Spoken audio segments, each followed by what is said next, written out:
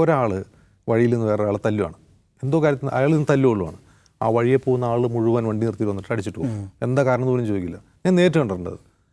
ആൾ scooter നിർത്തും, വന്ന് അടിച്ചിട്ട് സ്കൂട്ടർ കയറി പോകും. അപ്പോൾ ഈ ഒരു മോബ് കൾച്ചർ എന്ന് പറയുന്നത് ഇന്ത്യയുടെ അടിസ്ഥാന പ്രശ്നമാണ്. ആ വയലൻസ് ഇന്ത്യയിലുണ്ട്. അപ്പോൾ ആ വയലൻസിൻ്റെ കൂടെയിലേക്ക് ഹേറ്റ് കൂടി വന്നുള്ള അവസ്ഥ ഒന്ന് ആലോചിച്ച് നോക്കുക. ഇപ്പോൾ ബീഹാറിൽ റോഷ്ന ഖാത്തൂൻ എന്ന് പറയുന്നൊരു സ്ത്രീയെ അടിച്ചു വന്നു. ആ സ്ത്രീ നോമ്പെടുത്തിട്ടുണ്ടായിരുന്നു. അവർ എന്തോ ഒരു ലോക്കൽ ഡിസ്പ്യൂട്ട് പരിഹരിക്കാൻ വേണ്ടി ഗ്രാമമുഖ്യ ഒരു സ്ത്രീയാണ്, അവരുടെ വീട്ടിലേക്ക് പോവുകയാണ്. അവിടെ ചെന്നിട്ട് പറഞ്ഞു ഇങ്ങനെ ഒരു പ്രശ്നമുണ്ട്, അതൊന്ന് പരിഹരിച്ചു തരണമെന്ന് പറയുമ്പോൾ അവർ ഒരു പ്രകോപനമില്ലാതെ അവരുടെ മകൻ അവരെ പിടിച്ചൊരു തുണി കെട്ടിയിട്ട് മർദ്ദിക്കുകയാണ്. ഒരു പ്രകോപനമില്ലാതെ. എന്തിനാണ് അവരെ മർദ്ദിക്കുന്നതിലും അവർക്കറിയില്ല. അവർ നിർത്താൻ പറഞ്ഞ് കരഞ്ഞു വിളിക്കുന്നുണ്ട്. ഇവർ നോമ്പെടുത്തേക്കാണ്, എനിക്ക് കുറച്ച് വെള്ളം താ, ഞാൻ മരിക്കാൻ പോകണം, എനിക്ക് കുറച്ച് വെള്ളം താരെന്ന് പറഞ്ഞപ്പോൾ അവർക്ക് ആൽക്കഹോളിൽ പശുവിൻ്റെ മൂത്രം കലർത്തി കൊടുക്കുന്നു. അവിടെയാണ് ഈ ഹേറ്റ് സ്പീച്ചിൻ്റെ പ്രശ്നം. അത് എന്തിനാണ് അങ്ങനെ ചെയ്യുന്നത്? ഇനി അവരെന്തെങ്കിലും മോശമായിട്ട് പെരുമാറിയെന്ന് തന്നെ കരുതുക. അങ്ങനെ ഉണ്ടായിട്ടില്ല എന്ന് ദൃക്സാക്ഷികൾ പറയുന്നുണ്ട്.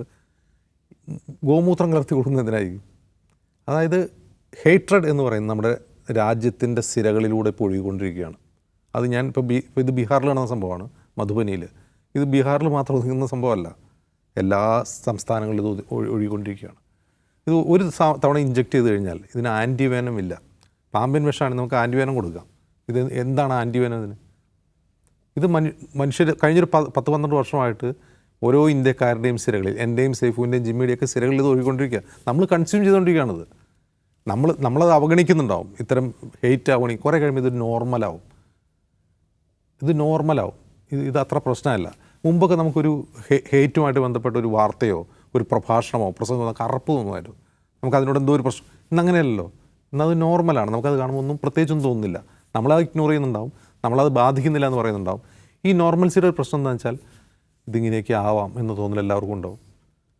നമുക്ക് ഇപ്പോൾ കേരളത്തിൽ ഒരു ഛത്തീസ്ഗഡുകാരനായ ഒരു തൊഴിലാളിയെ ഇതുപോലെ മോബ് തല്ലിക്കൊന്നു. നമ്മൾ ഞെട്ടിയോ? നമുക്ക് എന്തെങ്കിലും ഒരു പ്രശ്നം തോന്നിയോ? ഇത് നമ്മുടെ നാട്ടിലാണല്ലോ നടന്നത്, ഉത്തരേന്ത്യയിലല്ലല്ലോ. നമ്മളുടെ ഉറക്കം നഷ്ടപ്പെട്ടോ? നമുക്ക് ആ മനുഷ്യൻ്റെ ദയനീയ മുഖം ഓർത്തിട്ട് നമുക്ക് ഉറക്കത്തിൽ നിന്ന് ഞെട്ടി എഴുന്നേറ്റോ? ഇല്ലല്ലോ. എന്തുകൊണ്ടാണ്?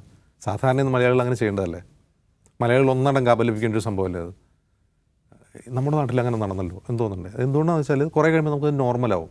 ഈ വിഷമകത്ത് നമ്മുടെയും ഉള്ളിൽ ഈ വിഷമുണ്ട്. നമുക്കത് ഞെട്ടലുണ്ടാക്കാത്തതിന് കാരണം ഈ വിഷം നമ്മുടെ ശരീരത്തിലുമുണ്ട്.